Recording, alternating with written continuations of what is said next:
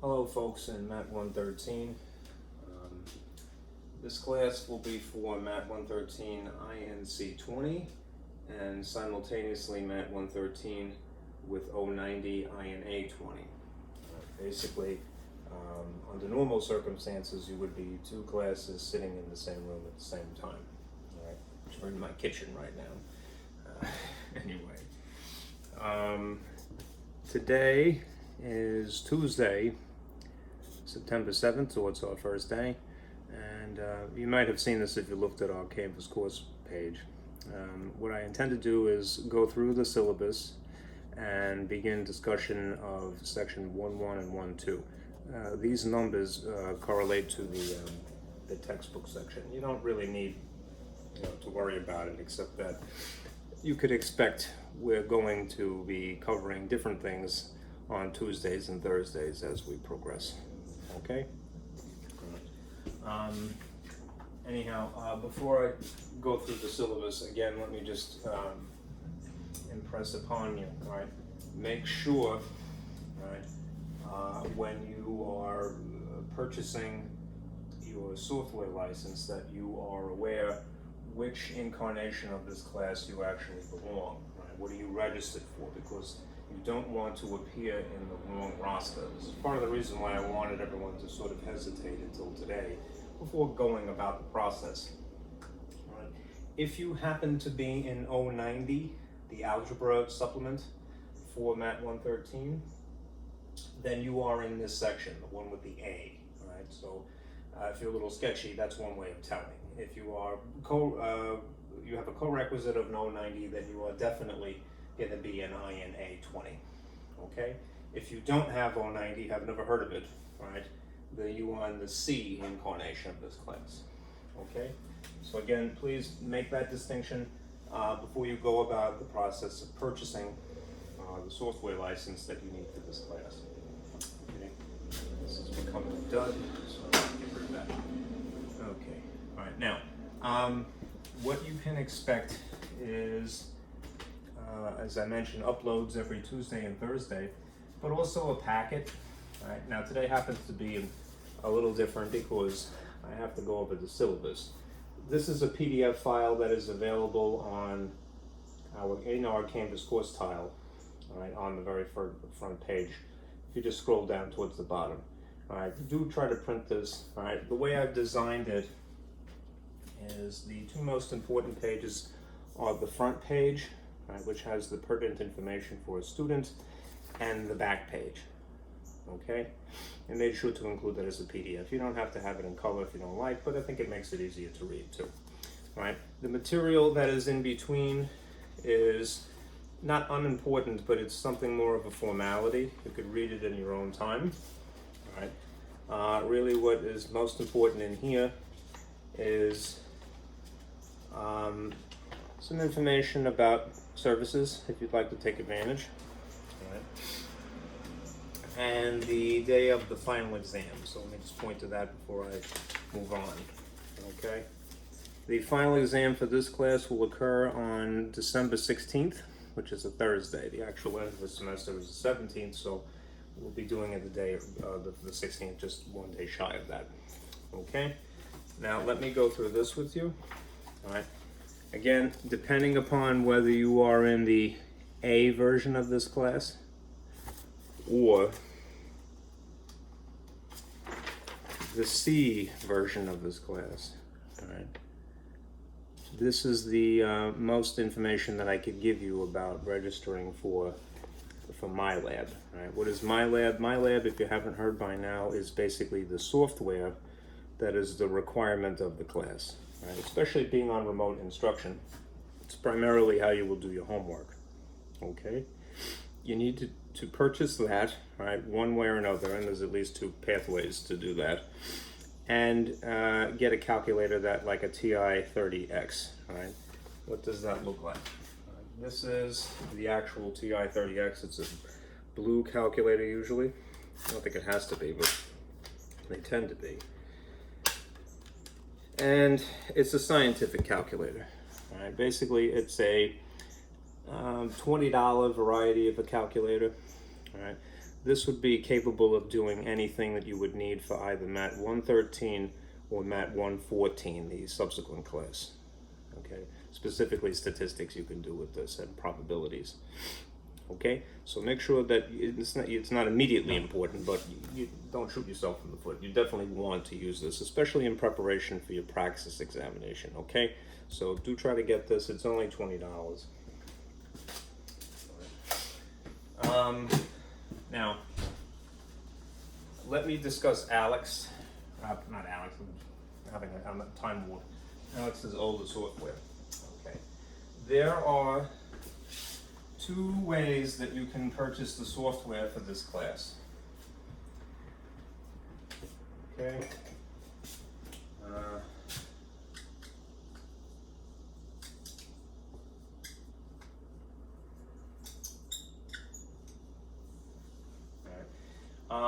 I would advise you to go directly, all right, but as a convenience, you might have purchased it from the campus bookstore, and if that's the case, fine. All right, if you go via the bookstore to purchase this, that's fine. All right, but please follow their instructions, because there's always a problem. All right, all right. You have to basically get an email from them with a code. All right, so you're gonna have to watch for that. All right, if you go via the bookstore to purchase this license. All right, if on the other hand, all right, you purchase your software directly,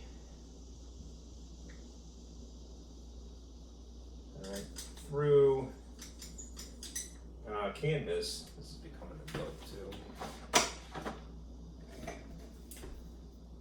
There are instructions to that. All right, follow the syllabus instructions.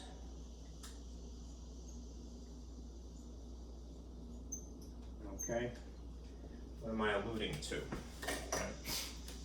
These are as concise as I could explain it. All right, second page here.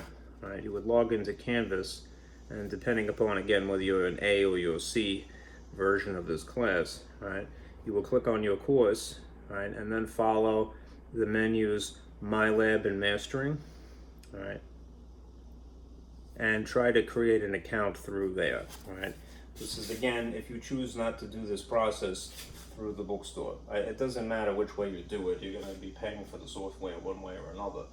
But the only information that I can give you, and there's usually some confusion, is that if you're in 113 INA 20, then this is what identifies the course for you.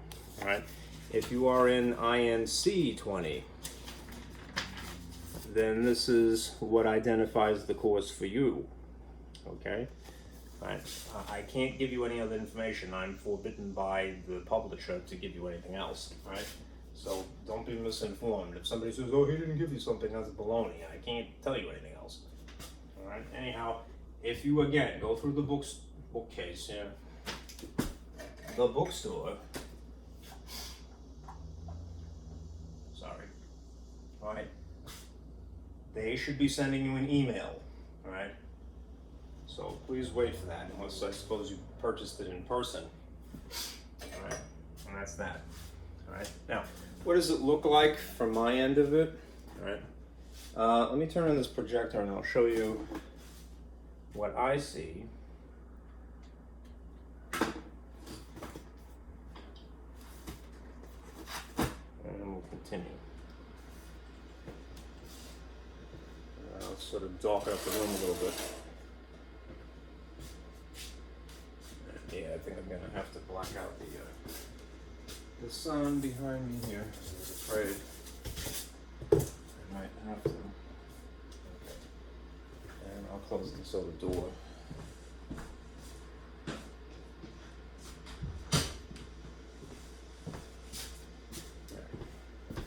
This is my version of Canvas as faculty, as an instructor.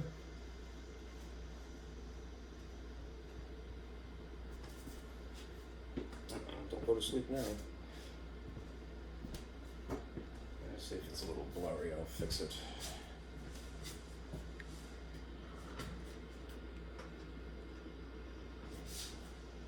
I have to move this every day, so unfortunately it throws it out of focus. That's pretty good. Alright. Groovy. Okay, now again, if you happen to be in INC, what you should probably see is the course tile, that is blue. If you were in INA, right, then the course tile would be something of a red here. In 090 I made green. Alright. Let's click on this. Alright, middle one here. This should be visible to you. I tried to make it as intuitive as possible. Here again is the calendar that I've alluded to before. Right?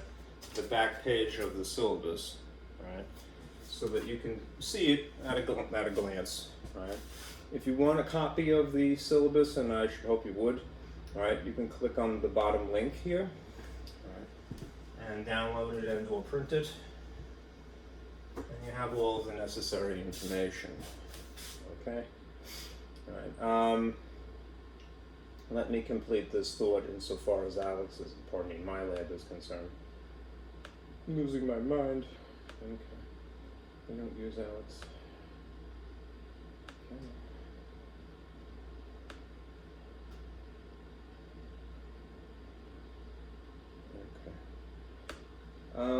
Whichever you do, all right. My Lab and Mastering should be a menu option that you see off to the left. If you're going to purchase this directly from the publisher, all right, and you would go through the links that are available here. Right. It probably looks a little bit different from my end of it because I'm an instructor, but I would start by clicking on this yellow button, open My Lab and Mastering. And since you don't have an account, probably what should happen is that will say, hey, you don't have an account, please purchase it. Okay? And then you go through the motions. What you would need naturally is a card to pay for that. All right? If again you went through the bookstore, that's fine. Just wait for their instructions. Insofar as the textbook is concerned, because I sort of glanced an email I just saw a moment ago. This is the actual textbook. It's the 10th edition of the textbook. You don't actually need it, right, unless you want to read it, and I would never tell you not to read it. All right. My job is to digest the material and give it to you, so that's what I intend to do. You are not going to be getting assignments directly out of here, but if you want the extra practice, by all means, buy a physical copy of the book. But whether you buy it or not, when you get the software, right, there's an ebook, so you may not want the physical copy because you have a virtual copy. Okay? All right. So that's up to you. All right. The homework that is in my lab is correlates to the textbook. All right, but there are no additional assignments aside from what is in my lab. Okay. All right. Now what I might as well do is let's go back here and finish this thought. All right. Okay. Here's the syllabus. All right. What is the grading policy? All right. As you can see by this pie chart, right? Your My Lab assignments, the software that you'll be using, right? That accounts for 50% of your grade. All right. So it's definitely not the thing you would want to skip doing. All right. Your final exam, which again will occur on the 16th of December, which is a Thursday. That's 25% of your grade. Right. And any tests that I give you periodically throughout the semester, they will account for the remaining balance of 25%. Okay. Here is the grade scale if you're curious. This will be calculated throughout the semester through Canvas so you can see where you're at. All right. The nice thing about My Lab is that it transfers information back to your grade book. Okay. Okay. The 090 supplement, if you happen to be in that section, all right, pertains to algebra, so I'll be discussing that as it occurs and as it is necessary. What I figured I would do is I'll shoot a video on Friday whenever it is necessary. We're not going to immediately need to do that because we're not going to be talking about algebra for a while, right? But we'll cover it. The other course tile that you've seen in green, I included a lot of diagrams, all right, that I've made. Okay.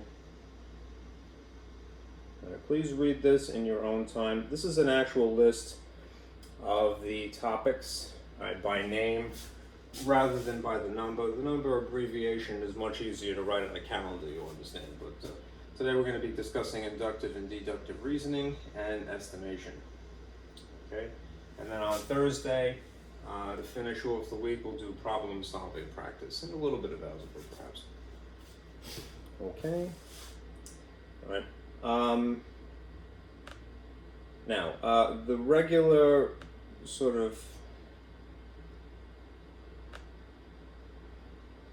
process of the class is that I will start, I promise, by describing the packet of information that you can print. Today, again, is a little complicated because we have to go through the syllabus, but the actual material, all right, are pages that I'll make available in PDF as well. If you want to go looking for them, all right, anything that is in this packet, you can go through pages in your Canvas, and although I haven't made it visible yet, right, it would be this first one, right, and you would see a list basically of PDFs that you can click and download into a print. Okay, so that'll be available to you every day that we have an actual class. Again, expect Tuesdays and Thursdays for the most part. Okay. All right. Now, what is actually in here? Let me turn this off for a moment, and I'll show you the hard copy. This is the first page. All right, it's a lot of information on here because I made this for 114 as well. What's going to be relevant is just the top two pieces of this. I'll project it and then emphasize certain points. All right. This is a diagram that I'll use throughout the semester when there's some terminology. It's just to give you sort of scaffolding, all right? The vocabulary that is important. In math, as you know, there's often a symbol to abbreviate the concept, all right? And then there'll be a description. When we get into estimating, which involves rounding, all right, it would be good to know this, commit this to memory in the long run. All right, what place value you may have a digit sitting in, all right, if you have to round to a specific place value, all right, for example, the 10th place, the 100th place, the 1000th place, THS in this direction, and the sort of regular incarnations in this direction, ones, tens, hundreds, and so forth, all right. You are probably required to know no further than this, but after million would be 10 millions, 100 millions, billions, and so forth.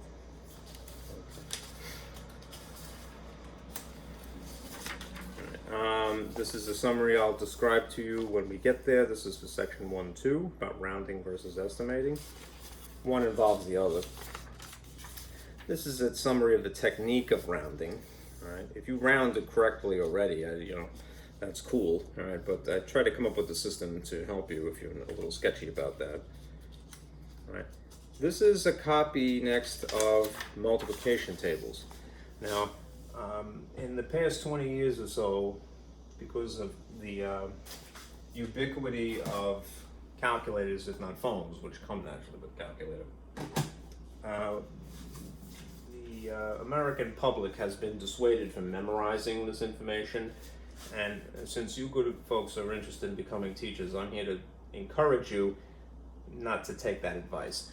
This information, it would be imperative, especially to a little kid, right, to memorize, right, in the long run, because so much that follows is contingent upon it, right? This is a frame of reference that needs to be established, and just to sell this really well, if you don't know how to multiply or you don't have that information committed to memory, it makes it that much more difficult to learn to divide, right? And you'll be teaching students how to divide. So if you're not familiar with the multiplication tables because you've used a calculator your whole life, you can never too old to learn something, memorize this information, right? Now, it may seem a little silly, right? But the old-fashioned way of doing this consisted of basically doing this, right? Getting a piece of loose leaf, folding it in half, and then again the half into half to make columns, and then physically writing the multiplication tables, because the repetition helps you remember, right? I've heard people say, oh, it's corporal punishment. I mean, like, how do you learn how to spell, all right? There's no rhyme or reason, all right? The only way you memorize certain things is by you're exposed to it many times. So multiplication tables, insofar as math is concerned, is very important, all right? So whatever way you choose to go about the process of memorizing, go ahead and do that, but I can tell you this works, all right? Don't be dissuaded, all right? Physically writing things is imperative, all right? Don't let anyone talk you out of it, all right? It's a skill that is necessary for everything else, right? Even outside of math. Lastly in this packet is the actual examples. I swiped these from the textbook and I just printed them. I left the solutions here for you as well, in case you want to look at this by yourself. We'll go through a couple of these as we finish off the video here. Okay? I think that's it. All right. So let me get to that now. All right, we'll do the actual work. All right.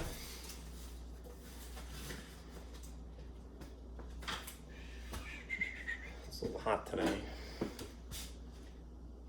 gonna turn my projector again.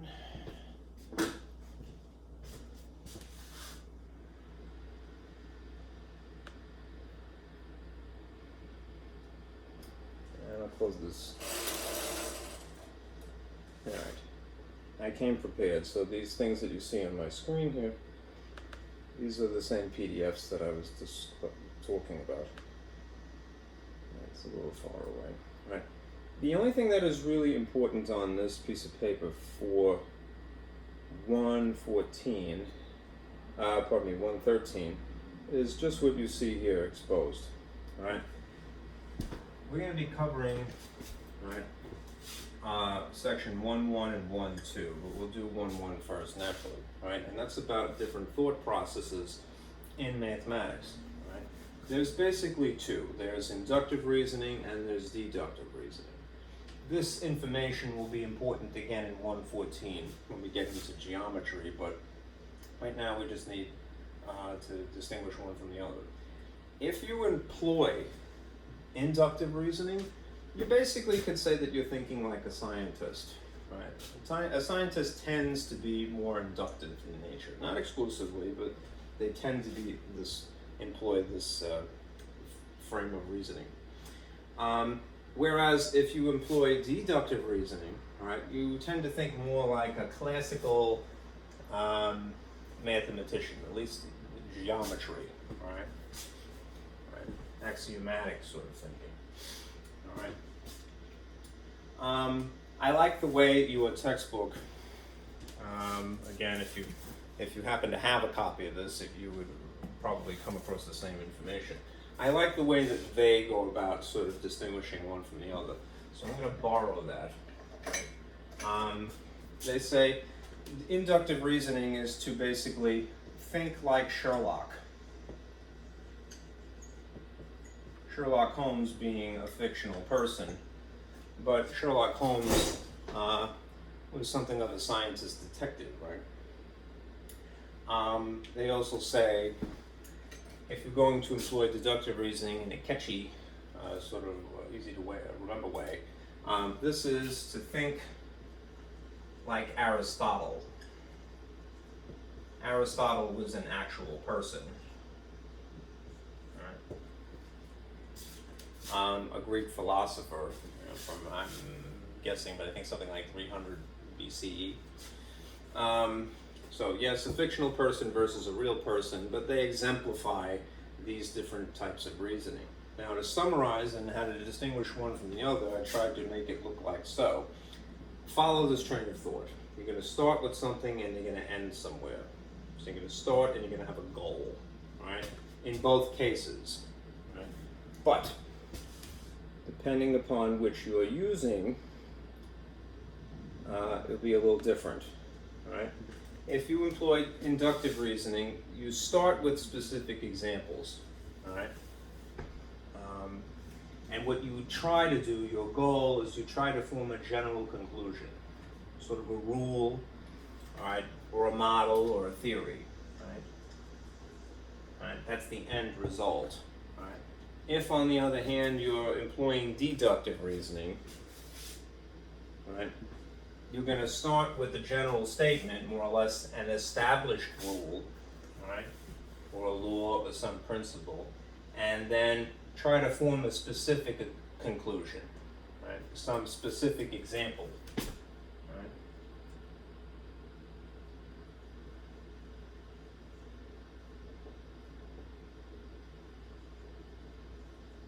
We're going to apply this to some specific example. Geometric proofs are something that basically employ deductive reasoning. Solving an algebraic equation is something that's more inductive. Okay? You could basically, ignore the stuff that is beyond it. Just kind of get yourself comfortable with knowing where you're starting and knowing where you're going. All right? And it will help to distinguish one process from the other. Okay.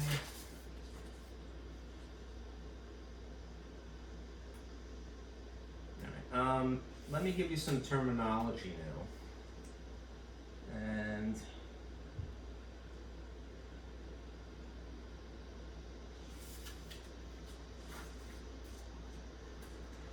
we'll get into some examples.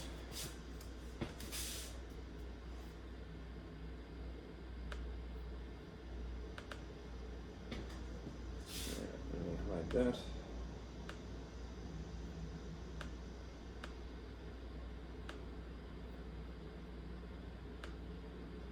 Alright, this is again a little sort of scaffold that I've created just to teach vocabulary as it arises. Right. Here's some terms that would be good to know.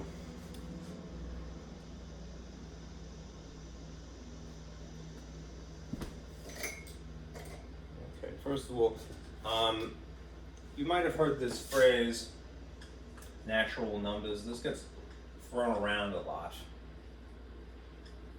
Just to make sure that it's crystal clear, all right?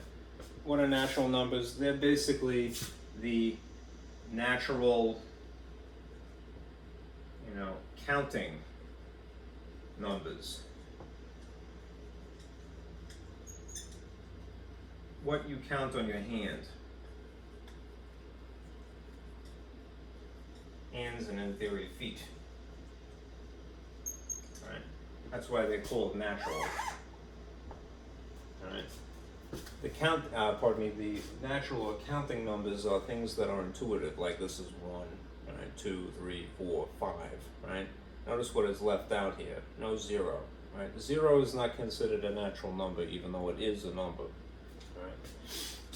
Also, if you've seen algebra already, you're aware of the fact that there are negative numbers as well.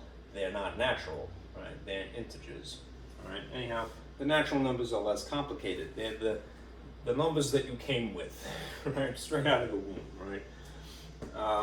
What you can count on your hands and feet, right? In math, there is often abbreviations to things, so just to give you a heads up, this will be important later, you might see the abbreviation capital N in reference to this, okay? Or something maybe in set notation. Set notation you can identify easily by those fancy braces, right? You'll see the actual counting numbers starting with 1, 2, 3, 4, and so forth. Right? What ends up getting used oftentimes in tandem, because natural numbers are infinite, are these marks, which are called ellipses. Ellipses are 3 periods in succession,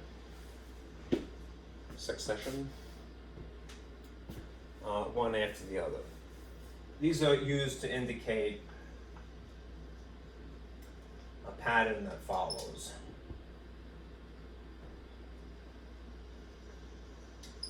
more without writing them.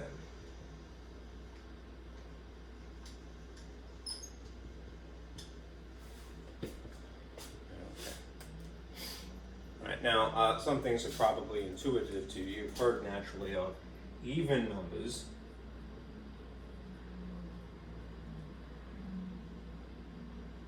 If you were using set notation, they might abbreviate with a capital E, but I think more likely they would just draw 2, 4, 6, 8, and since they are infinite as well, they would use ellipses.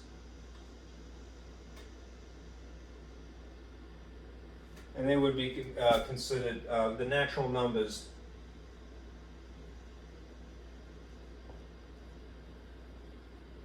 divisible by 2.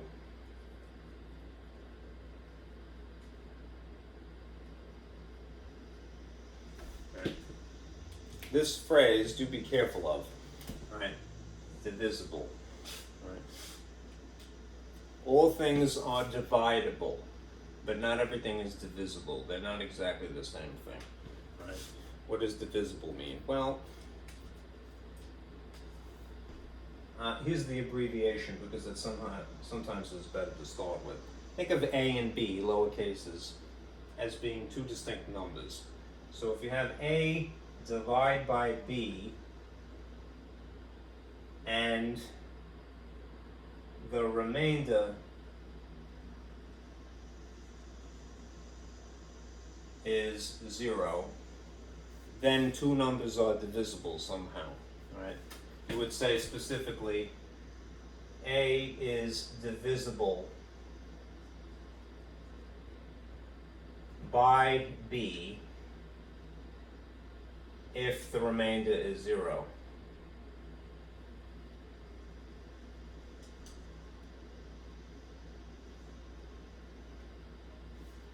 Another way of saying it is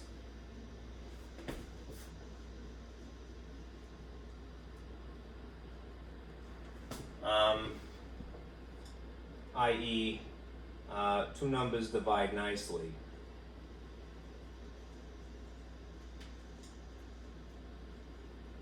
That's more or less my own sort of comfortable way of talking about it, right? What does nicely mean? I mean that you don't end up getting stuck with a fraction, you don't have a repeating decimal, there isn't anything funny, all right? You get a remainder of 0, okay?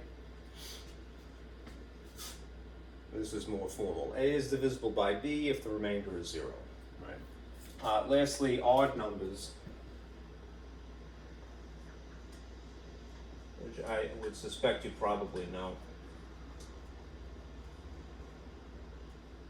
Odd numbers would be 1, 3, 5, 7, 9, and it goes into infinity as well. So ellipses would be practical. These are natural numbers not divisible by 2.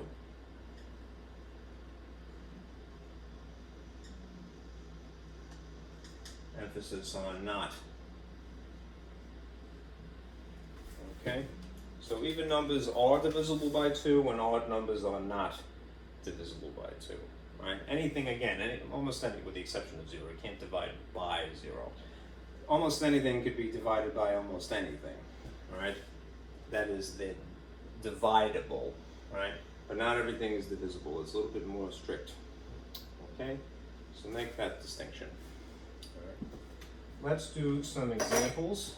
All right, now we've got some terminology out of the way.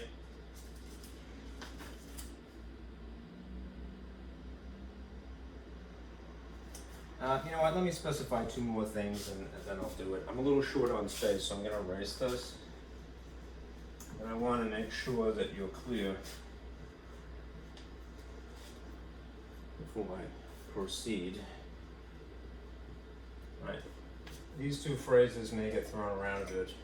Right. There's a conjecture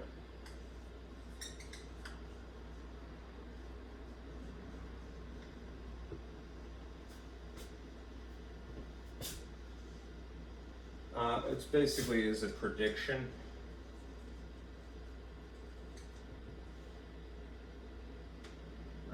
Based based upon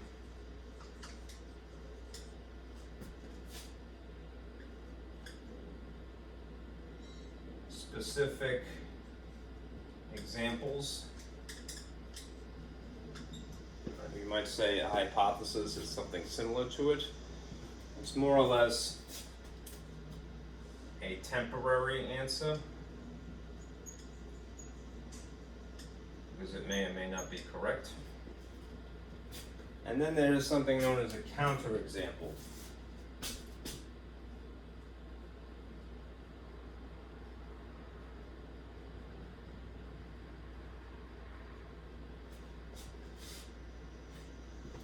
That is one example that proves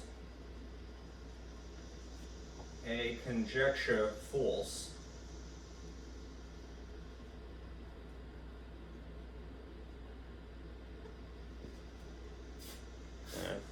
Only one is necessary.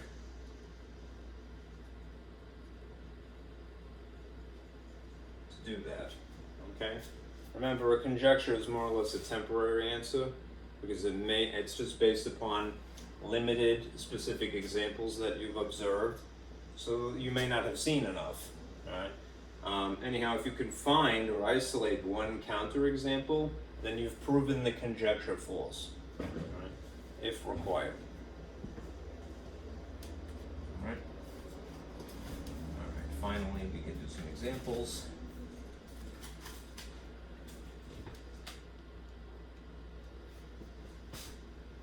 Alright, and in that event, let me pull up that part of the packet that is the actual examples. I want to try to obscure some of it.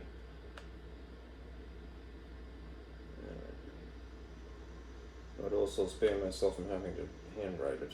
Alright, I left the solutions there. There you go. And I'm going to pull up my bootleg paint here because I want a white space. That'll have to do.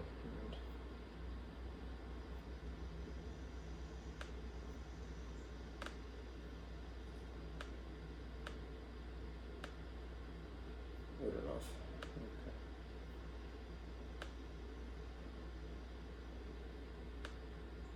All right, let me erase some of this gobbledygook here.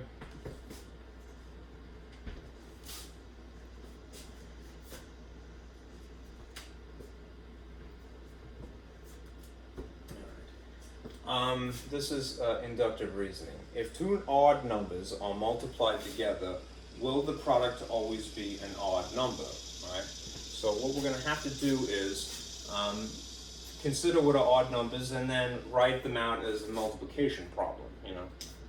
So here's some examples, right? The first odd number would be 1, right? And if we're talking about two odd numbers, right, we can just do 1 times 3, and you would indeed get an odd number, 3, right? Even if you did 3 times 5, it doesn't have to be in this particular order, just odd, all right? And you would get 15, which is still odd. 5 times 7, perhaps, and you get 35, right? And here's another one, say 7 times 9, which would be 63, all right? I can't, obviously, no person, all right, would have the time, right, to cite and list, all right, every conceivable combination of two odd numbers. But if you at least do 3 or 4 of them, all right, you could make a reasonable conjecture that yes, indeed, all right, based upon this, you can create a reasonable conjecture, yes, right? They will produce, the product will always be odd, right? Okay. If we can somehow find one example in the infinity of odd numbers where that would not be the case, then we would prove this conjecture false. And then a person could not make the statement reasonably that it will always produce that, right? But it's probably a good bet, okay? Anyhow, do try to be skeptical, but you can't be skeptical for an infinite amount of time, you know. All right. Let's look at this next example here.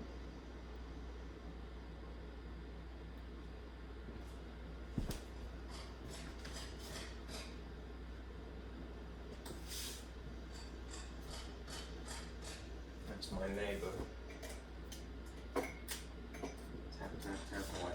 The sum of an odd number and an even number. If an odd number and an even number are added, right, will the sum be an odd number or an even number? Again, try to list about 3 or 4 of these, right? We need basically one of each, and they have to be added. So 1 plus 2, right, that would produce a 3 naturally. All right. Not being too creative here, but let's see, 4 plus 5, that would produce an odd. Let's try another. Skip this, but let's say you did 2 plus 3, and then you would get a 6. Pardon me, a 5. Again, multiply. All right. Let's do another. Something larger, perhaps. 11 plus 12. All right, that would be 23. Right?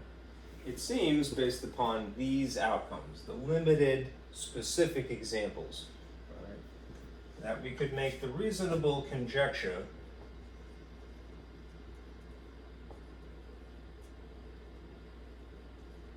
that the sum will be odd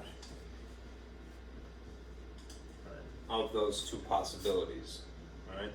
Because this produces an odd, this produces an odd, this produces an odd, and this produces an odd, right? If we could somehow isolate one example, again, that would be an even, right, then we couldn't say that strictly, right? But this is a reasonable conjecture based upon these 4 tries, right? Odd, even, even, odd, odd, even. Order shouldn't matter. Okay?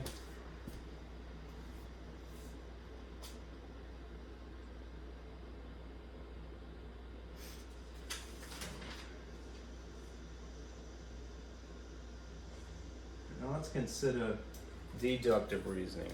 I'm going to skip a little bit. All right.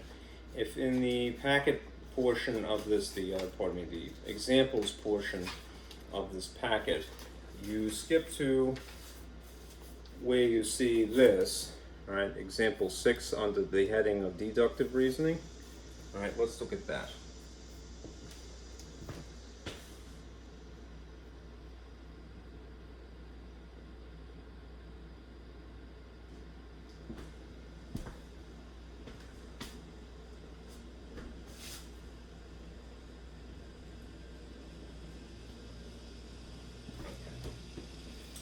Prove using deductive reasoning that the procedure given in example 5 will always result in twice the original number. All right. I do have to actually look at example 5, I'm sorry.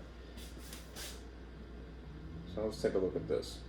This is an example, what you see here, this paragraph, of translating something that is purely verbal, right, into something that is abbreviated and symbolic. Right? That's a really part of the class that I want to go through on Thursday when we get into section 1.3, and I think it's 6.3 as well. Right? It's about establishing a technique for dissecting things that are written in English. Anyhow, I'll sort of walk you through this process, and we'll do a lot more practice of this again on Thursday. Right? Pick any number, right? Multiply the number by 4, add 2 to the product, divide the sum by 2, and subtract 1 from the quotient. All right. So what you see from here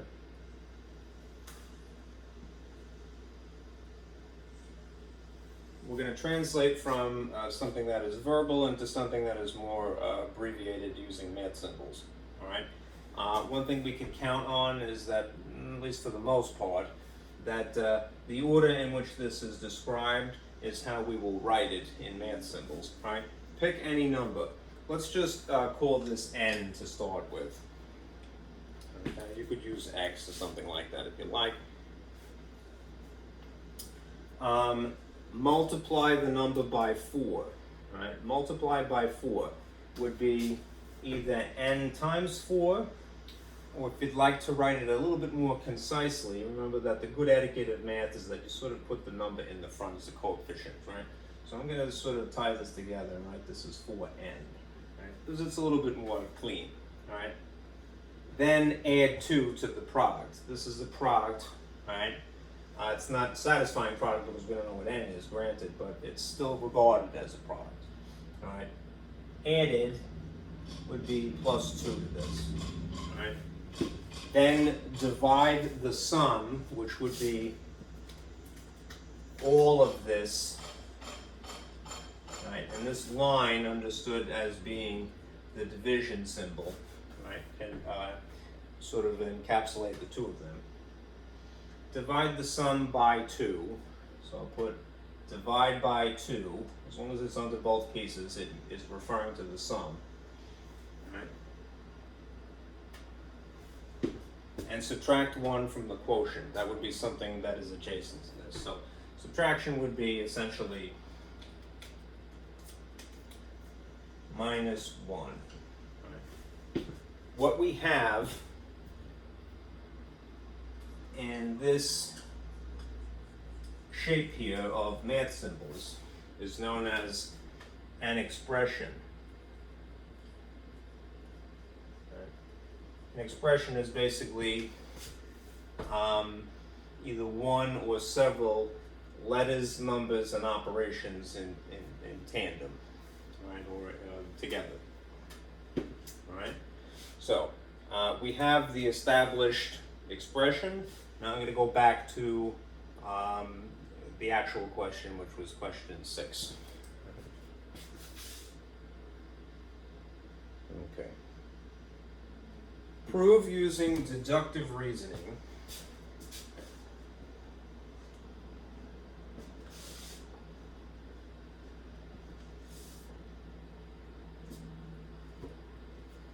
that the procedure given in example 5, namely referring to this, will always result in twice the original number, right? The word twice in English is kind of interesting, right? Twice translates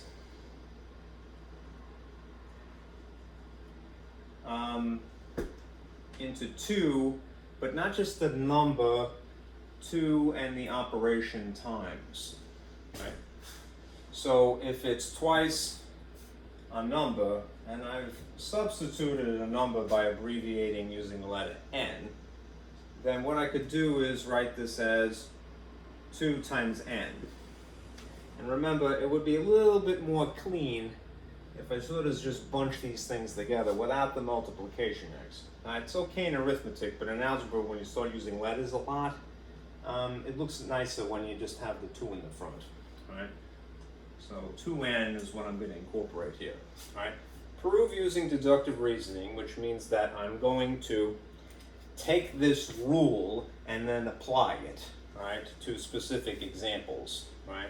Remember, that's the process, right?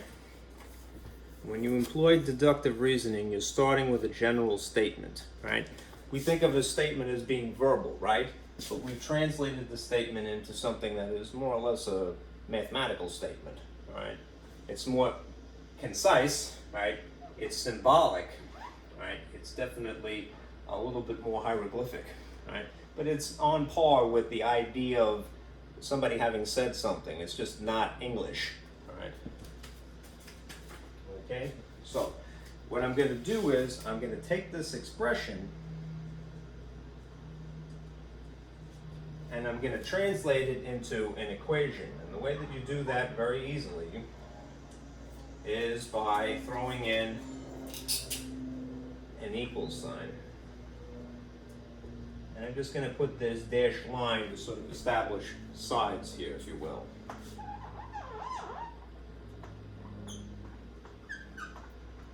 All right. I have this rule, which they're requiring us to prove, basically, will always produce or result in twice the original number. In other words, this should equal, if it's true, all right, 2n, all right, twice the original number, since I'm using n for the number. 2n. Okay?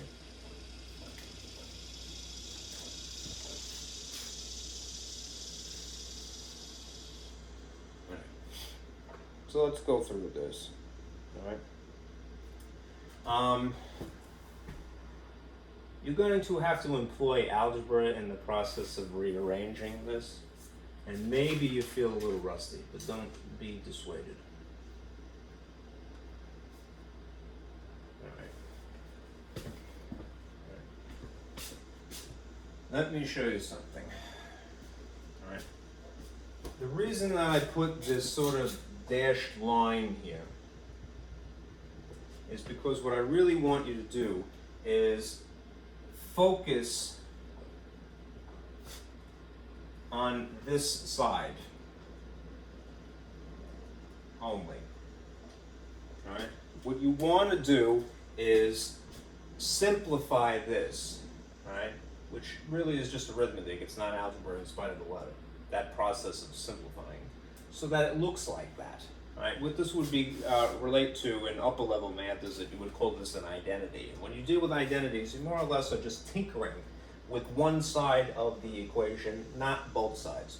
When you start dragging things over equal, then you're performing algebra. If you're just tinkering, simplifying with one side, then you are basically trying to prove an identity. All right?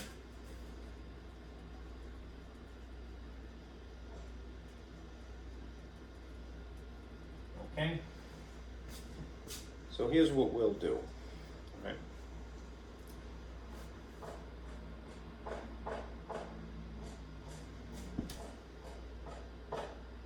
All right. If these two things are sitting on top of the same denominator, all right, you could split them apart. All right? I'm going to draw a little sort of bean around each of these things and then write them up here as separate parts. Right?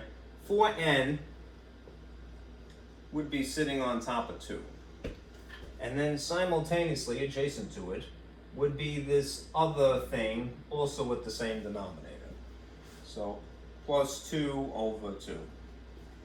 Meanwhile, there's still this minus 1 here, so I can't throw that away. I'm just going to keep that right where it is. All right? There's still this other half of this equation, and there's still this 2n sitting here. All right? One thing I want to encourage you, when you do anything in math and you want to impart and impress upon your own students, get them to write everything, because that's how basically we communicate, right? Non-verbally, right? If a person can see your thoughts, all right, they're already ahead of the game, right?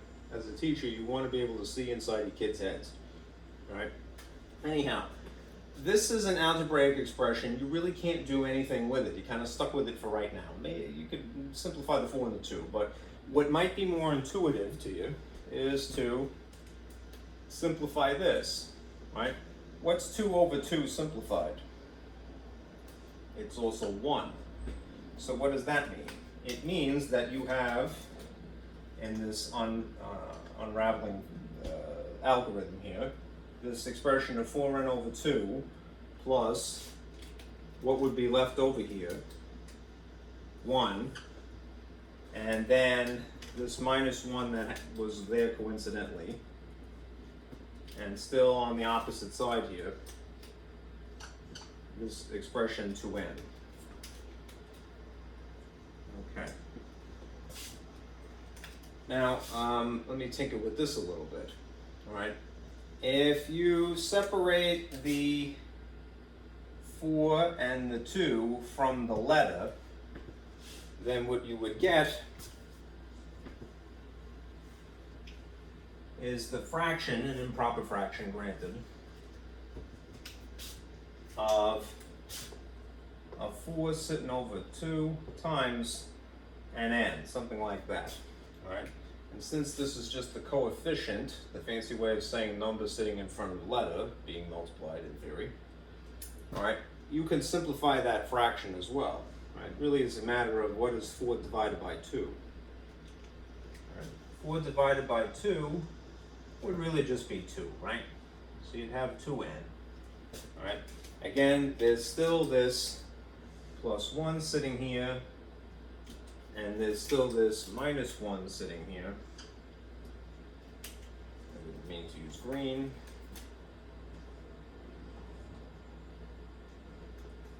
And there's still this 2n on the opposite side. All right. Now, since you kind of stuck with this,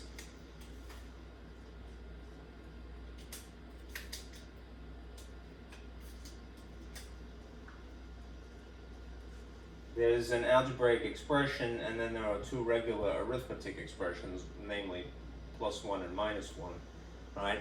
You can't legally combine the terms here, because these are not like terms, right? So what you can do is just simply simplify this portion of it here, right? The 1 and the 1. What's something minus itself?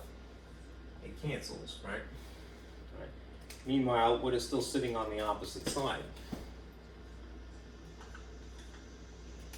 The requirement of this problem, which is twice the original number. Right? What we've done here, and it may not be immediately obvious, so I'm going to rewrite it up here,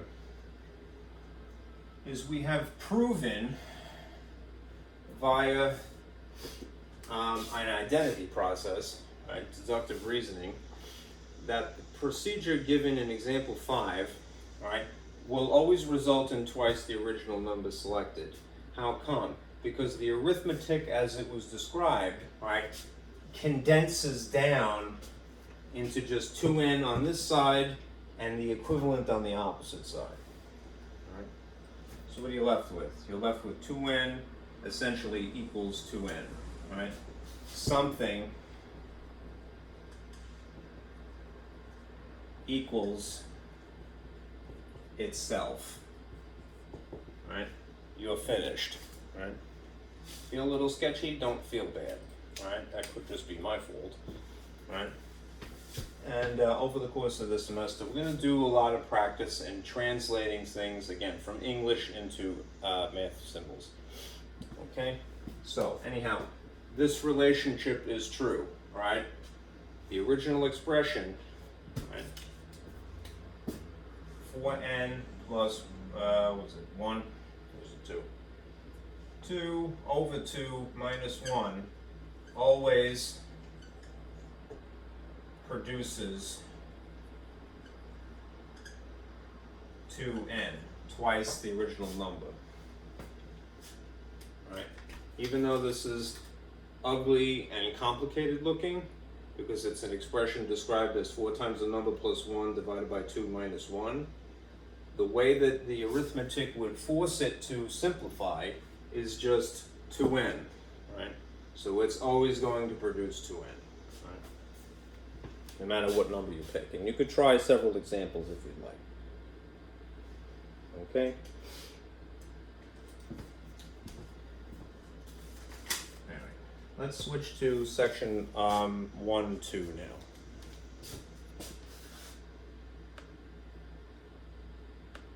All right. There is another diagram here. All right. This is again information that in the long run you want to commit to memory.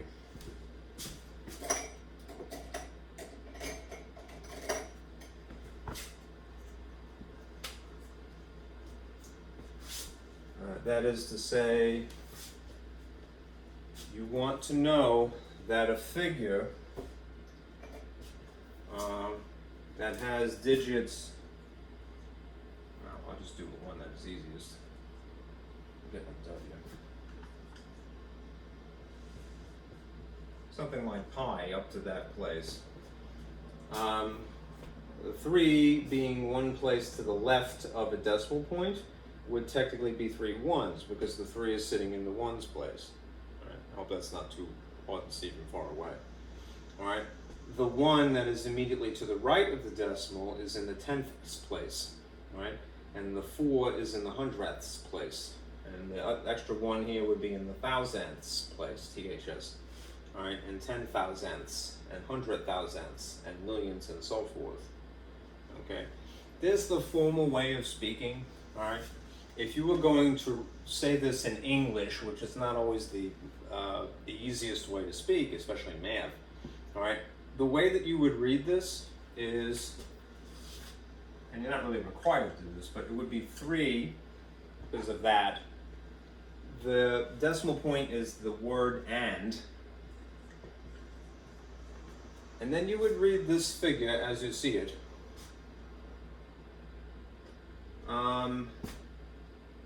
As, in this case, it would be 14,159. 14,159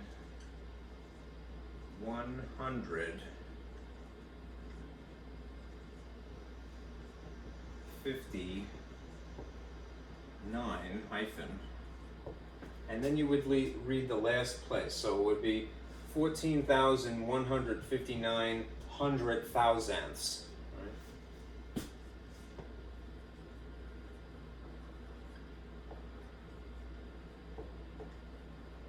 THS. That's pretty complex, right? But that would be the most formal way of writing it. If you've ever written a check, right, and suppose the check that you had written didn't just end in the dollars place, ones place really, but it ended in in the pennies column, which would be hundredths place, right? In theory, when you were spelling it out on the check, I know it doesn't happen too often anymore, you would have to write so many hundredths of a dollar, like 50 cents, what we think of as 50 cents is 0.50, right? Which is incidentally easier to say, right? If you were going to describe this in bank speak, if you will, financial talk, all right, parlance, you would write this part as and 50 hundredths dollars, because that's the fractional equivalent. 50 out of 100, right? Something like that. Anyhow, you're not really required to do this right now, and I don't mean to beat a dead horse. All right, I just want you to see that it would be good to know these names of the places because you'll be required to round to those places, right? I think the requirement in New Jersey is that you know pretty much to the millions on the left and the millionths on the right, okay? And this is just the formal way to say it. To make this one distinction, reserve the word and for when you're referring to the decimal point. Right? That's good etiquette. Right? So it would be 3 and 14,159 hundred thousandths. Right? To be very twitty. Okay? What's more important? Right? Well, this is only part of what we're doing in section 1-2. This is to summarize section 1-2, this document. Right? There's rounding and then there's estimating. Right? And one entails the other, one involves the other.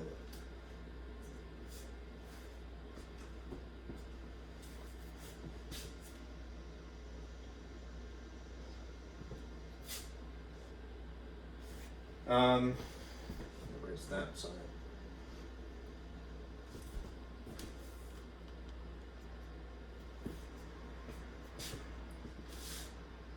Let's start with rounding, which I put purposely in blue and I put estimating things in red.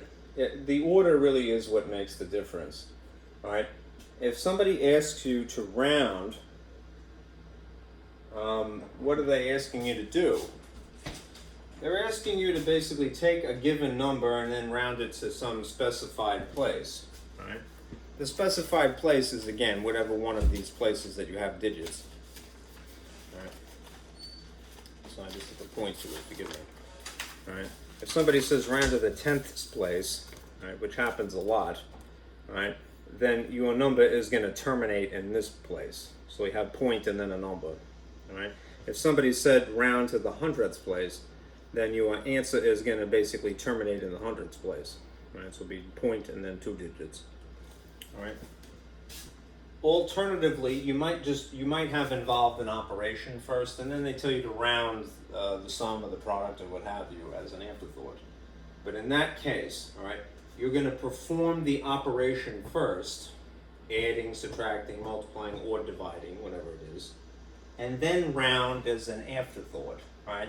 That is not called estimating, really. In English, it would just be referred to as rounding. Period. Right? If, all right, you were told to estimate, the procedure is more or less backwards, right? You round the parts involved first, the addends, the subtrahend and the minuend, which is the parts of the subtraction problem, the factors of a multiplication product, the dividend and the divisor of a division problem. You round those parts first, and then you perform the operation. You perform the operation second. All right? So make that distinction. If you know that you are estimating, then you're going to round first, and then you're going to do this part second. All right? Now, what does rounding entail? All right?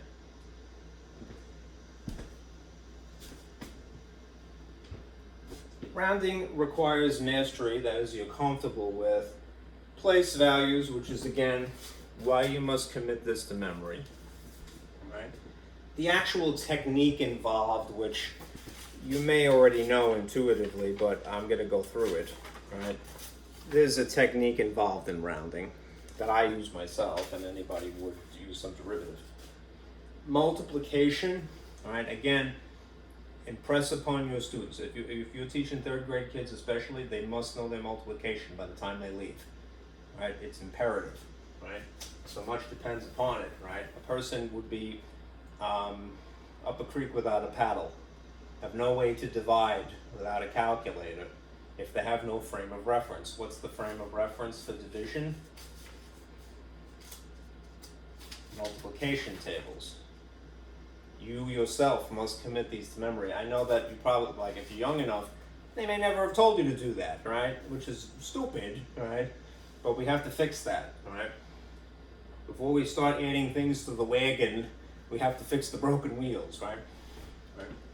Anyhow, so you have to know place values, the actual technique, multiplication committed to memory, and be a little flexible, all right? All right. Sometimes, depending upon whether you're adding or subtracting, or you're multiplying or dividing, you might take a little artistic license. Here's what I tried to do to summarize. Adding or subtraction problems, right, that involve estimating tend to be more consistent. And by that I mean you end up rounding to the same places, right? So the first number that you have involves rounding to the tens place, say. And the second number also rounding to the tens. Right? Not exclusively, but they tend to be consistent that way. If you have a multiplication or division problem, because the operation is a little bit more complex, right? These tend to be more convenient, right? So you can get away with being less consistent. So what ends up happening is that you're rounding to different places because it might make the process of multiplying or dividing easier on you. If the whole point of estimating is to get not an exact answer, but something that's a little bit faster, all right, then it could be argued that, well, if I round something to the hundreds place and then round something else to the tens, they're different places, it might make my work a little bit easier for me. Right? It is unfortunately debatable, and math is not usually debatable, but that's what I mean by flexible. All right. Now, how much your estimate differs from the exact answer depends upon the degree of the convenience taken. I mean, how far did you stray from what is the norm here? All right. So, if there's a small difference between your answer and the exact answer, then you would say that your estimate is highly accurate. All right. The thing is, if you didn't really round that much, all right, it's probably less convenient, right? You got a highly accurate answer, and that's cool, right? No one can really get mad at you for getting something very, very close, all right? But you've made it harder on yourself, so it would be arguably less convenient, right?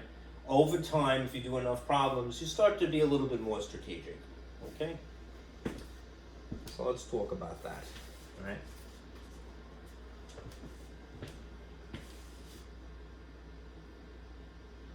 All right, here's an actual rounding technique, right, that has served me well. All right, basically, I underline the place that I'm rounding to, whatever I'm told to round to. Like you're told to round to the 10th place, underline the 10th place, THS. All right, and I circle the number to the right, right, because the number to the right ultimately decides how you round. Now, if the circle digit is 5 or greater, then you increase the underlined digit by the amount of 1, right? If the circle digit is 4 or less, then you just simply change the circle digit to 0, and anything that would trail it would also be zeros, right? In any case, every number to the far right of the underlined digit becomes 0. We just don't bother to write them sometimes because we have a whole number, say. All right. Let's do some examples here. All right. What I'm going to do is, without projecting it, is I'll go through that portion of the packet that refers to estimating. So like you'll see in the examples that it has the heading of estimating. I'm going to do these examples. All right. Well, let me see if I can get away with projecting it. I like to do that, you know.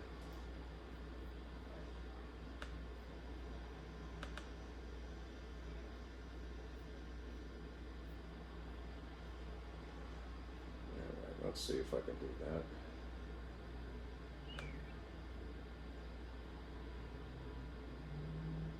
Here's the first one.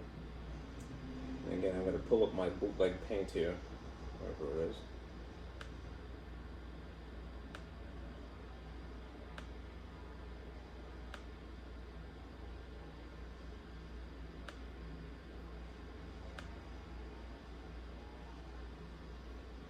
Get rid of that paintbrush. Okay. Sonia decides, this is again for section 1-2 now. Estimating. Sonia decides to purchase cupcakes for a party. Alright, estimate her cost if she purchases 19 cupcakes at $1.95 each. Alright. Now, it's not explicitly stated, but you might infer naturally that this is a multiplication problem. Right. I wish that it was a little bit more specific in that regard. All right, but if you have one cupcake, you expect to spend $1.95, and if you have 2 cupcakes, it would be twice as much, right? Naturally. When if you have 3 cupcakes, it would be thrice as much. So you could expect that if you have 19, it's going to be times 19. Now, you're not required to, right? But I'm going to show you the difference between the exact answer and the estimate. So I'll put the exact answer here, just for argument's sake. And then show you what might be regarded as a reasonable estimate, right? Which involves, again, rounding. All right. The tried and true way of multiplying is to stack these numbers vertically. And it's usually the longer one when you're multiplying that you write on top. All right, so humor me, 1.95, all right, and then the operation is multiplication, and then the second number is 19. All right. The old-fashioned way of doing this, which is still useful, and I hope that it never gets thrown out, all right, it's not the only way to do something, but it works 100% of the time, is to distribute more or less the bottom number to each of the top numbers. And now if you want to use a calculator, that's fine, but I'm going to do it brute force, just for argument's sake. Just Alright, 5 times 9 is 45. 9 times 9 is 81. 81 plus 4 is 85. Carry the 8. 9 times 1 is 9 plus 8 is 17. And then you would put sort of columns here. Graph paper would be great if they'd only give us that, right? You leave a space, traditionally, and then you scoot everything over when you distribute the 1 here. I like to put a little X with a little circle around it just to fill the void, all right? Graph paper, again, if you're in the position, give your kids graph paper. Why is, even if it seems very anal retentive, why does a person make a mistake when they do a calculation by hand? Because they have sloppy handwriting. So if you give them scaffolding, they're less likely to make a mistake, right? 1 times 5 is 5, right? 1 times 9 is 9, 1 times 1 is 1, right? And that means down here, when you add, right, that this is a 5, that's a 10, carry the 1, that's 17, carry the 1, and it should be 37 and 5 cents, right? All right. So number of decimal places, 1, 2, so from here, 1, 2, this would be exactly $37.05, right? Kind of an arduous process, which is why estimating is more practical, all right? You're going to make it easier on yourself by rounding to a convenience. If they don't specify, if they don't say, oh, you must round to this place, or you must round to that place, take the artistic license. Do what is convenient for you. All right, I'm going to put these numbers here, and you'll see what I mean. All right. Let's say that we round this to the ones place. If I take my own advice, what I'm going to do is I'm going to underline the place that I'm going to round to, all right? And I'm going to circle the digit immediately to the right of it. And based upon, right, this set of rules, right, whether the circle digit is 5 or greater, or the circle digit is 4 or less, I'm either going to round the underlined digit up 1, or I'm going to round the circle digit and everything after it to the right to 0. Okay?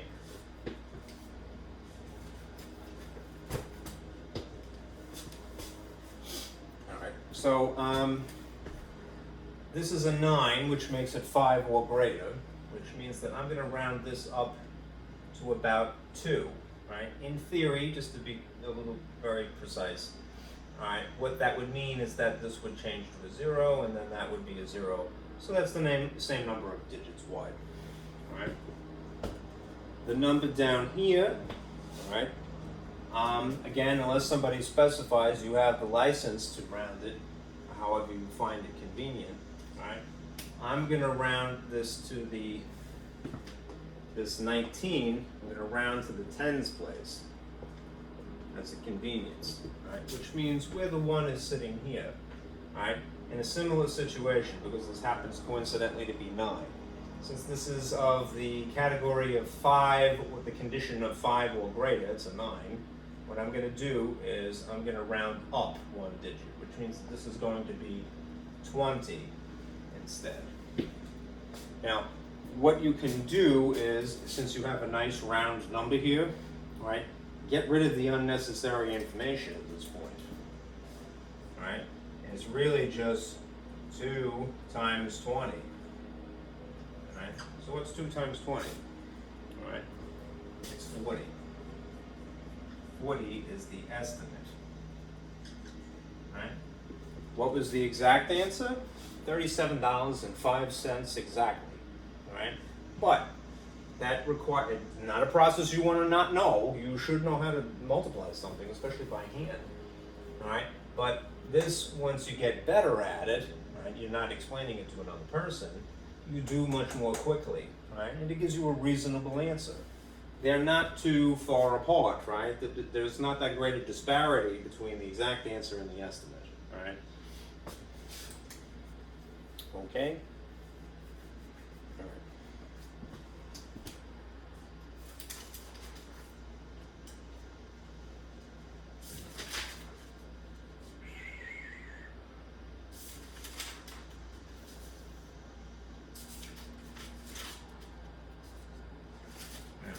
Let's look at number 2. This is a bit more involved.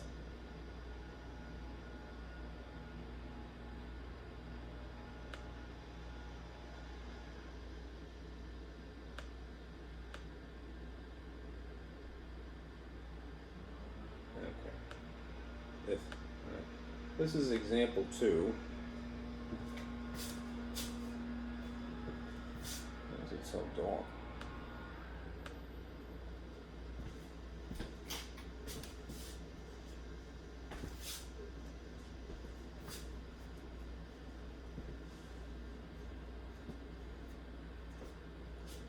Okay. At a local, this is 2 ways to estimate. We'll do it whatever is practical.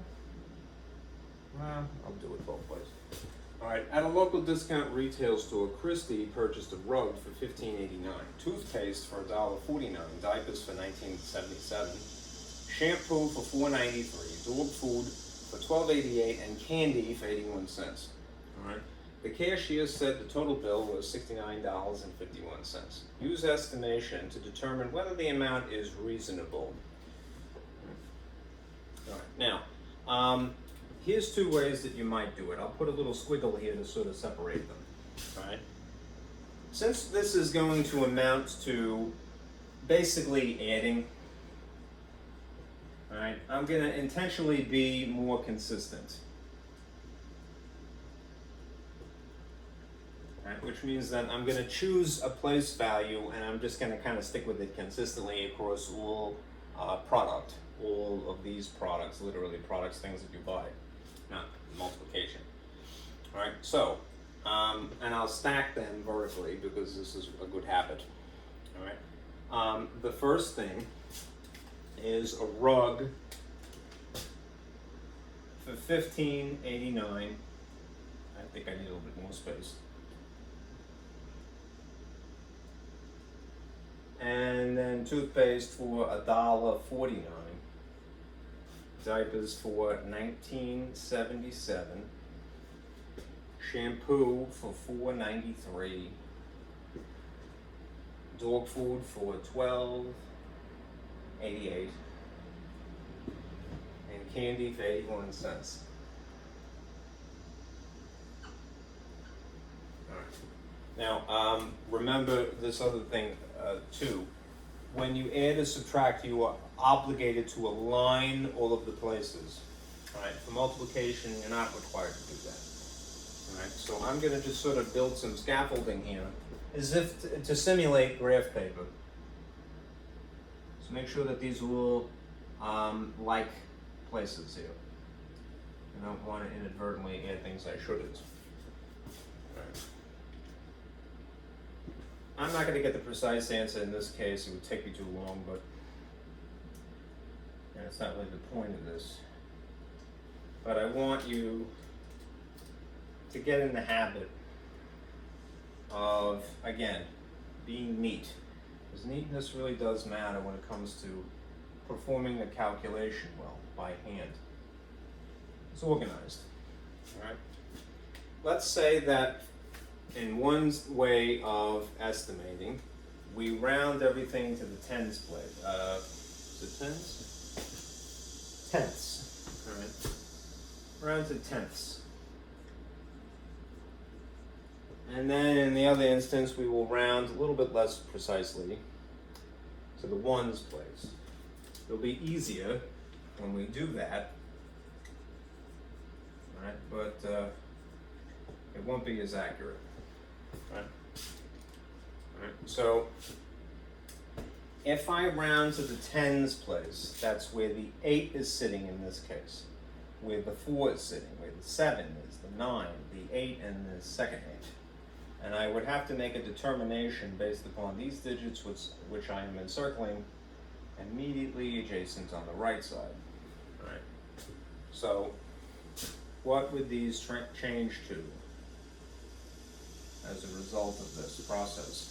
All right. 15.89, since this is 5 or greater, would make this 15.9.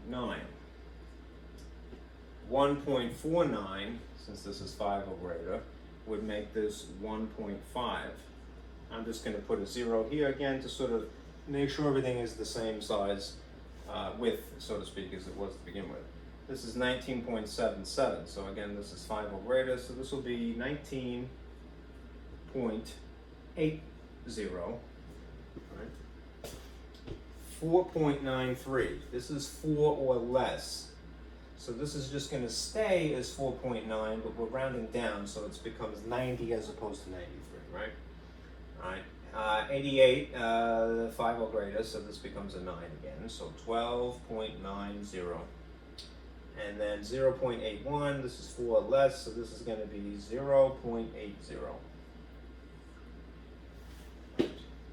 It's a little bit easier, because the hundredths place is now all zeros. But we still got to add all of this stuff. And if I was a little bit neater, I would be doing this on graph paper to begin with. All right. Anyhow, let's go through the process.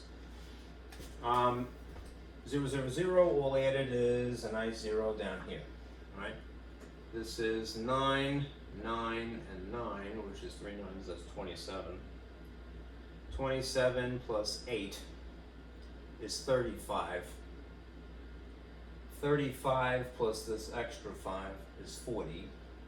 And then 40 plus the other 8 is 48. You don't have to put things in order when you're doing these calculations. You just have to be strategic, right? So maybe I'm wrong. You could verify if you'd like. I'm going to check it later, all right? 48. So now I have 4 and 5 is 9. 9 and 9 is 18. 18 plus 1 is 19. 19 plus 4 is 23. 23 plus 2 is 25. So I'm going to put a 5 here and carry the 2. 2 plus 1 is 3. 3 plus 1 is 4. 4 plus 1 is 5. So what I'm estimating here, having rounded to the tenths place first, is this. $55.80. That's correct, right? At least if I've rounded this way, right? What was their actual estimate? The total bill was $69.51 according to the cashier. Maybe they're cheating, you know? Let's see. Well, taxes is not even part of the conversation here. All right, let's be less precise, so we're going to go over to the ones place and round again, right? I'm going to write this out to start with. 15.89, 1.49, 19.77, 4.93, 12.88, and 0.81, right?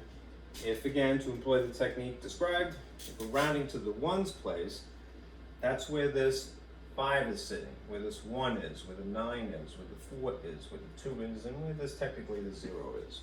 Right? That's the place I'm rounding to. I always purposely underline it. Right? If you're going to now circle these, we will take each into consideration. There's a math fly here. What are you doing? Okay. I think he likes the smell of the Balkans. Balka junkie. Okay. And we'll see how this would round to the ones place instead. I'll write this in red to make it distinct. All right. Based upon 8, this would become just 16. All right. And you could put a 0, 0. I'm just going to make it easier on myself and just put the decimal point.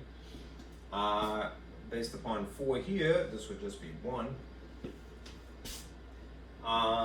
19. This one's interesting, right? Because you would change this to 1 digit higher than 9, but that's going to end up encroaching upon the next place in the tens. That sometimes happens, right? So that makes this actually 20. Because you can't fit a 2-digit numeral, namely 10, into a 1-digit place. It has to encroach. So it becomes 20 instead. All right. This would be 5 even. All right. Let's see, this would be 13. And that would be 1. Okay. Now, again, make sure that you collimate it correctly. All of these things are in the ones place, and these are in the tens place as a result. So add them in whatever convenient fashion, because there's a commutative property. You could do it in any order that you find convenient. All right. 6 plus 1 is 7. 7 plus 5 is 12. 12 plus 3 is 15. 15 plus 1 is 16. So I'm going to put point and then a 6 here. And carry the 1. That'd be 2, 4, 5. So what you would get is 56 even. All right. I'm going to put the zeros just for aesthetic. All right. Okay. Now notice something. If I went with the slightly more precise form of rounding, which is to round to the tenths place, I got 55.8, or $55.80. If I went with the slightly less precise rounding, which is to round everything to the ones place, sorry for the mess, all right, I got something close to that nonetheless. I mean, it's not too far apart, right? I got 56 even. This was easier on me by far, all right?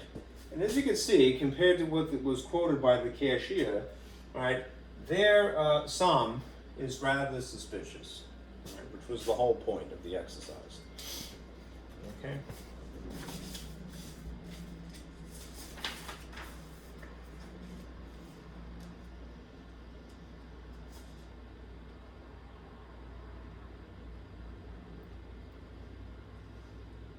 All right, the exact answer is 5577. Okay, 5577 is very close to our rounded to the tenths estimate. $55.80. Okay. Okay.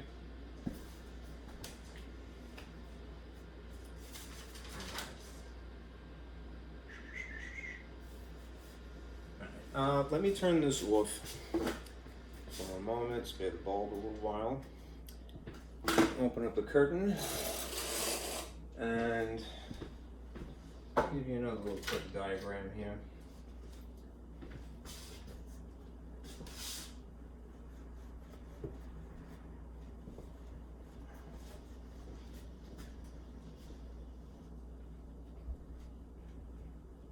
This is going to be one of those things that another one of those techniques or items that will be relevant and we'll revisit on Thursday, which is incorporating a formula.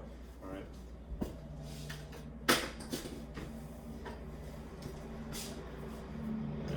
Let me just head this by saying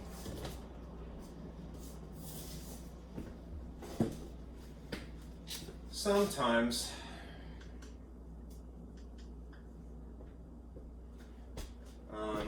word problems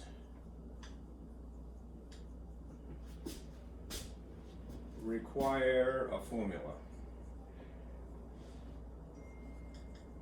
Right, the ones that would be relevant to our purposes, I'll show you. All right, here's a little heads up too. If you see the word is, immediately draw an equal sign. It just tells you that you have an equation, right? If you see something like the word per, right, or an or in, it's usually per, this is referring to something that is a rate, which basically is, it converts units. Different units, like miles per hour. Okay, it's a glorified fraction is what it is. All right, here's a little summary. All right, the kind of rates that you might see are the following. There's famously speed. I'm just using red because I want to make it distinguished from the others that I brought. Right. And then there's like gas mileage.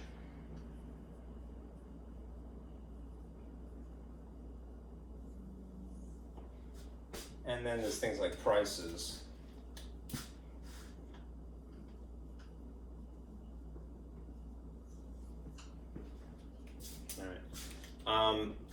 The rate that is speed is essentially a distance over, it looks like a fraction of rate. Let me just add that too. These look like fractions a lot of times.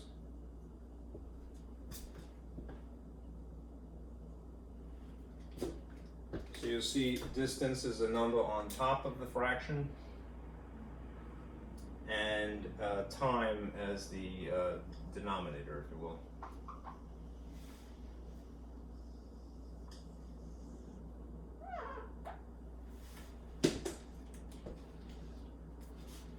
If you're talking about mileage, it would be distance again,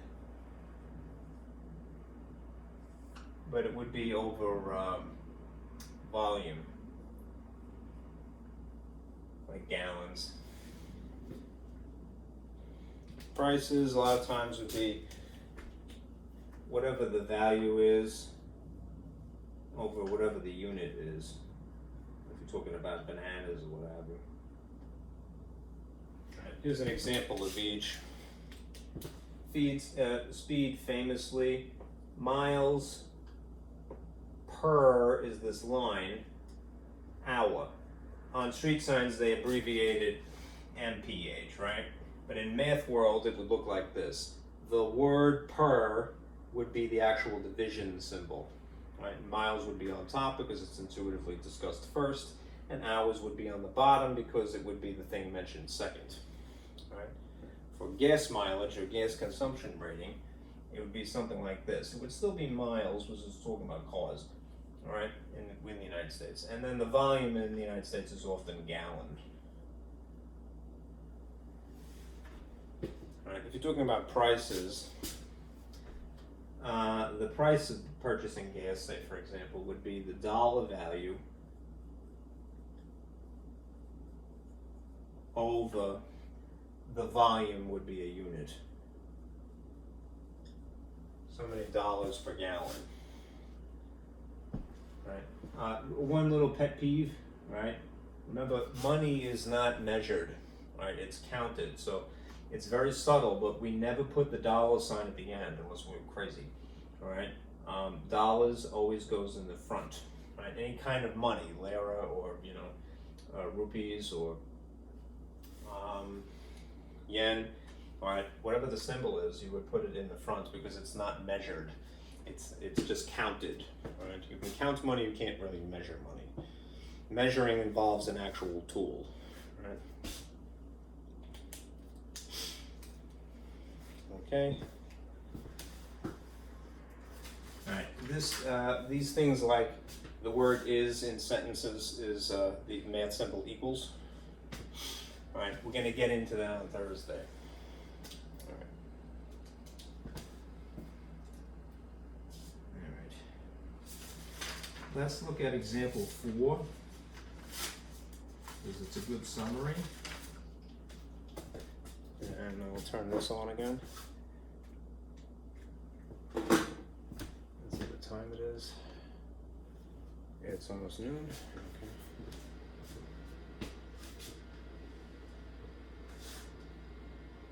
Oh, don't go to sleep on me now.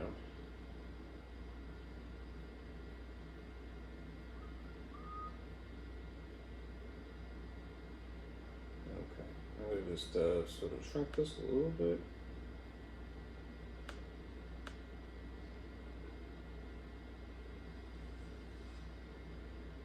Okay, this is example 4.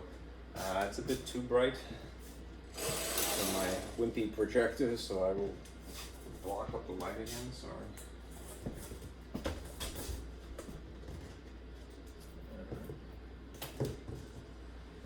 And erase this.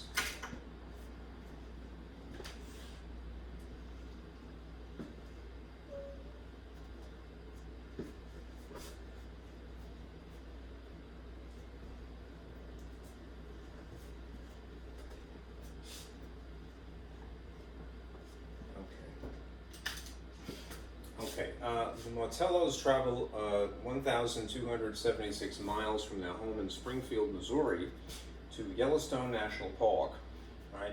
A, if their trip took 19.9 hours of driving time, is the key signal phrase, right? Time, right? Estimate the average speed in miles per hour that their car traveled. All right. Now we already have a formula for speed.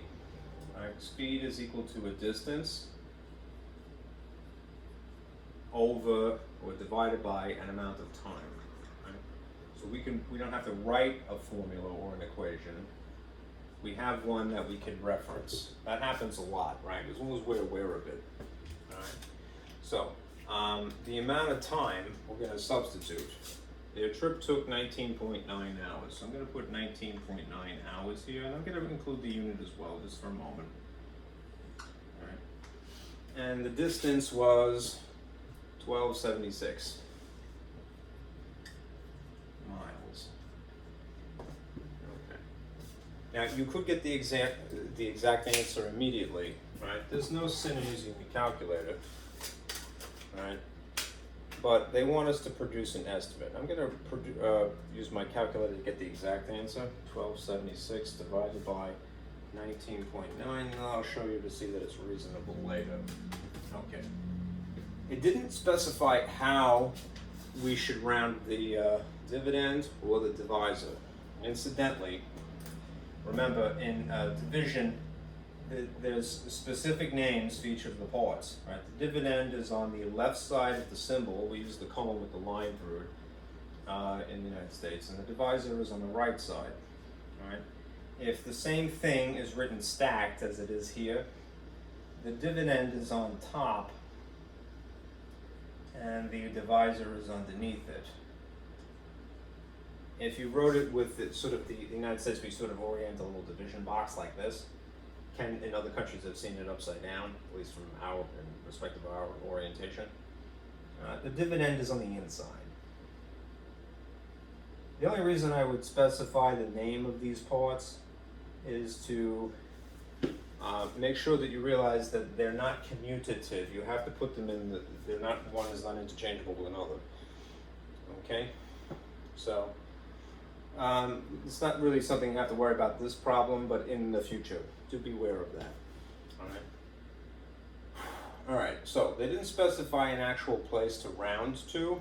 So here's where I get back into the conversation of, if you know your multiplication tables by heart, that is, if you have a well-established frame of reference, all right, you can strategically round these to things that divide nicely. All right. Again, it would be good in the long run to commit this to memory. Every kid should know it. Right? It's less and less common, unfortunately, in the United States because of some very short-sighted leadership. All right, but we have to fix that. Okay. Now, let's see what we can do. All right. This is where flexibility comes into play as well. All right.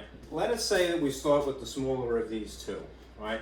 What intuitively might you round without me specifying a place value or anything? What intuitively might you round 19.9 to? All right. My instinct tells me that I would round this to about 20 hours because it's so remarkably close to that nice round number. All right. Now, given what I know about divisibility and multiplication tables, when I'm trying to decide how to round this, I don't have to be consistent. In this instance, I would technically have rounded to either the tens or the ones place. Either way, it would still be 20. All right. Whether I rounded from here, 9 would make that a 2 immediately, or just coincidentally, in this case, if I rounded to the ones, it would end up encroaching. Anyhow. What I can do is strategically round this to something that I know divides nicely by 2. Right? That is to say, it's divisible by 2. The remainder would be 0. Right? So, let's see what I could work with. There's lots of different choices. If I rounded this to the hundreds place, right, based upon 7, right, that would change to 1300, right? That's not bad, right? But it might be less convenient if I do that, right? The proof is in the pudding. If I got down into the weeds and actually did the division by hand, I could see that maybe that's not the most convenient way to round something. It isn't wrong because it's an estimate, but it's not necessarily making it easier on myself, right? There's a balancing act going on here in your mind, right? What I could do alternatively is round to maybe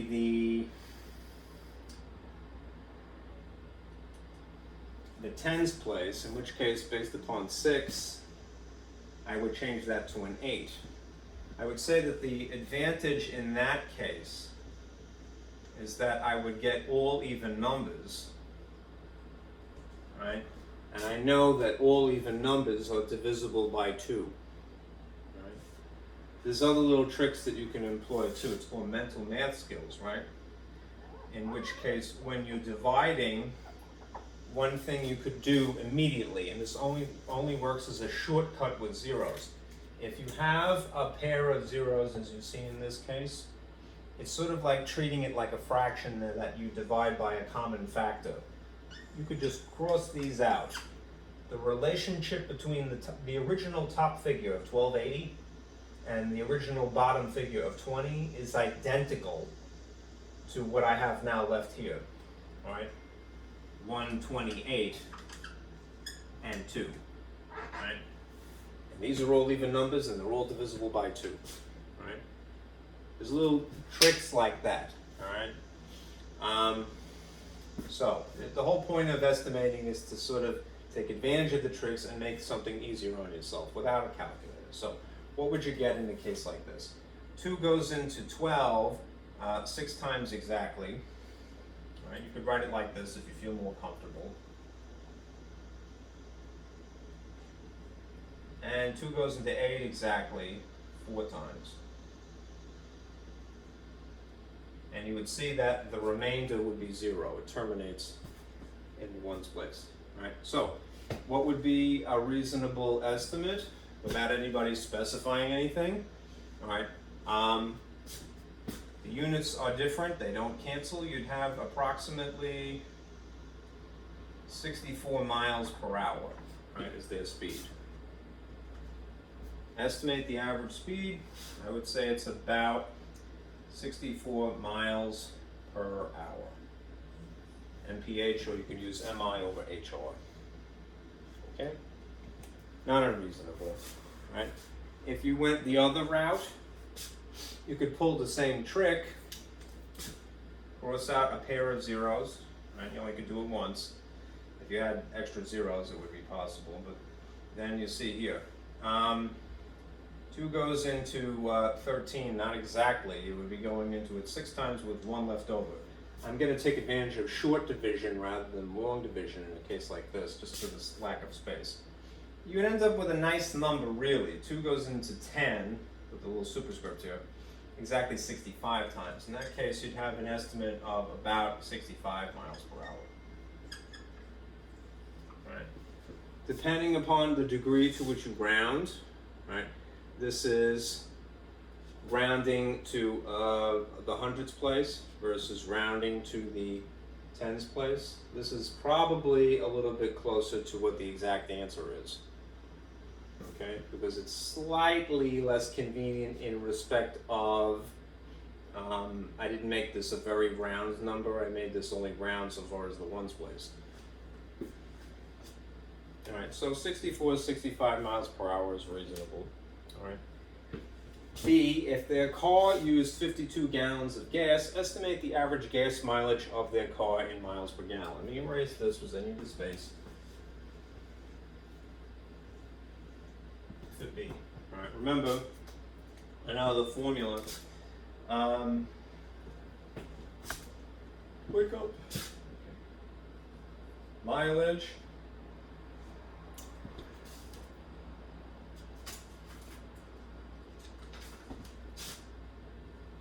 gas mileage is miles per gallon. If their car used 52 gallons, you're going to put that in the denominator.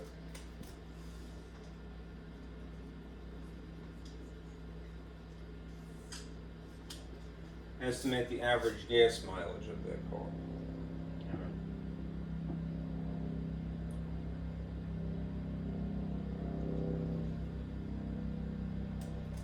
Alright, put 1276 on the top. So, same figure to start with.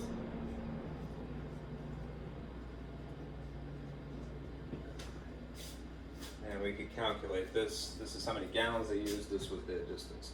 Again, to make it easier on yourself,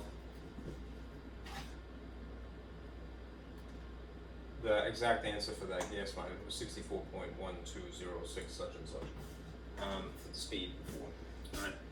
To make it easier on yourself, round it to whatever you find convenient within reason. All right. I'll maybe go this route. All right. Let's say that I round it to the hundreds again. So based upon 7, I'm going to make that 1300. All right. And then maybe make this 50. Why? Because I could take advantage of that trick. All right.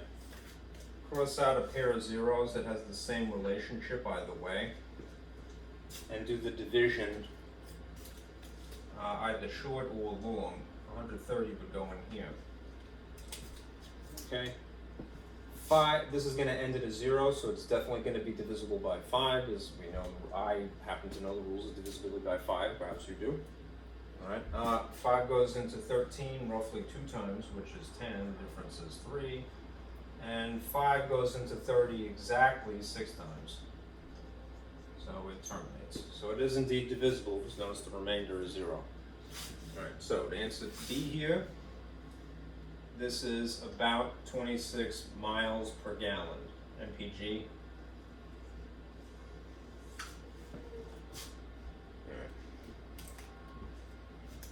All right. There's one more question.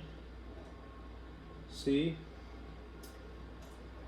If the cost of gasoline averaged $3.99 per gallon, estimate the total cost of gasoline used. Right, they used 52 gallons, so you're going to multiply by, perhaps this rounded to $4.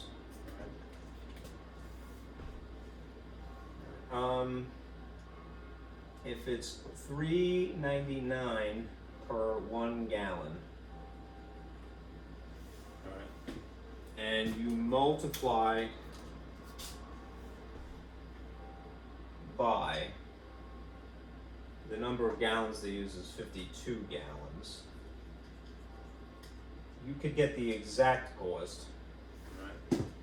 What would happen when you have, not to digress, but what would happen when you have a like unit diagonal to a like unit, as you see gallons here above the line and gallons here below the line?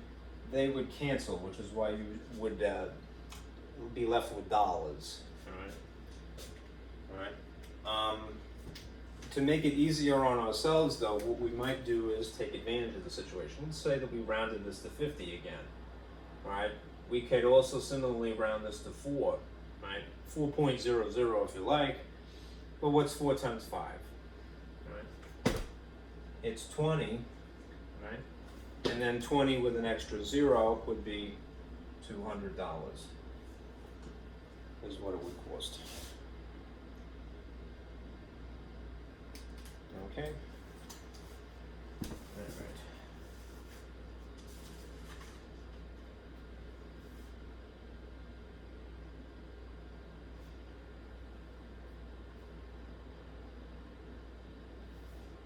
All right. Let me maybe show you this corn thing, and then we'll move on. I'll stop for today.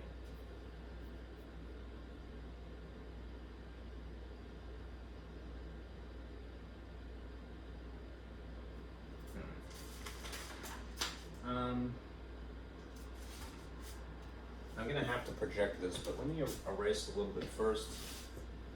The last thing I want to look at is 7, because it's a little strange, but it is interesting, and it does imply a little bit of logic and technique. Okay. If you have to estimate, just say in this case, a number of kernels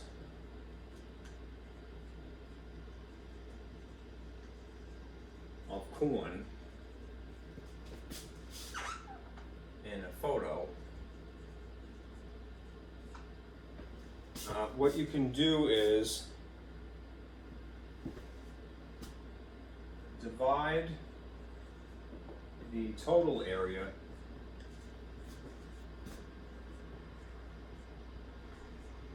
into sub areas, if you will, into smaller areas.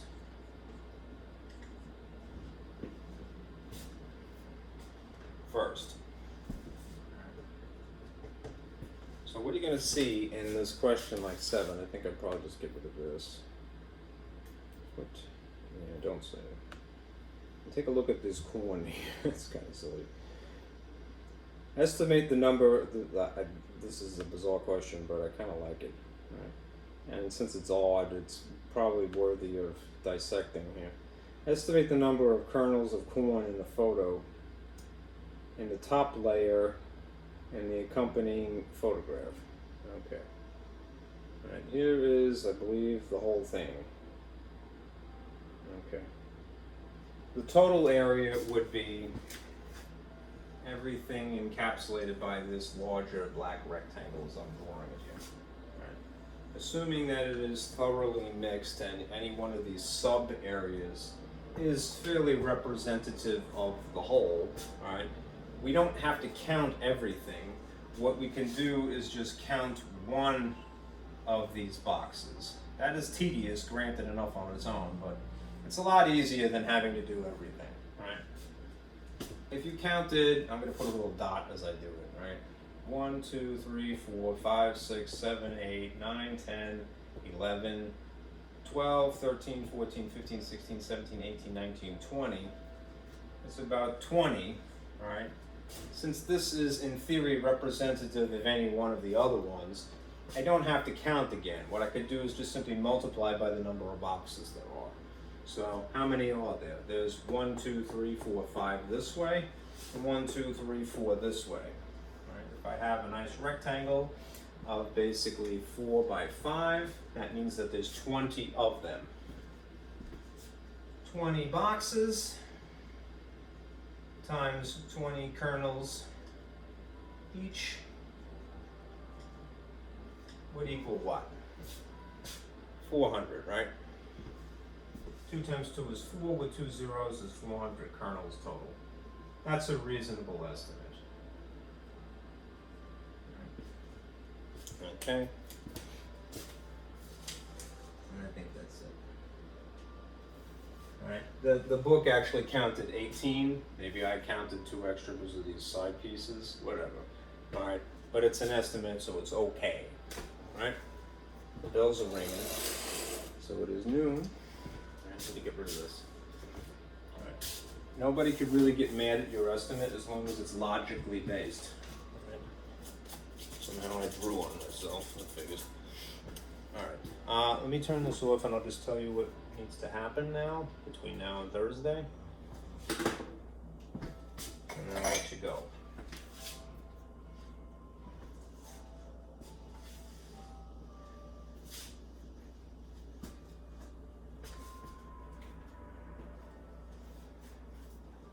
Alright, for homework,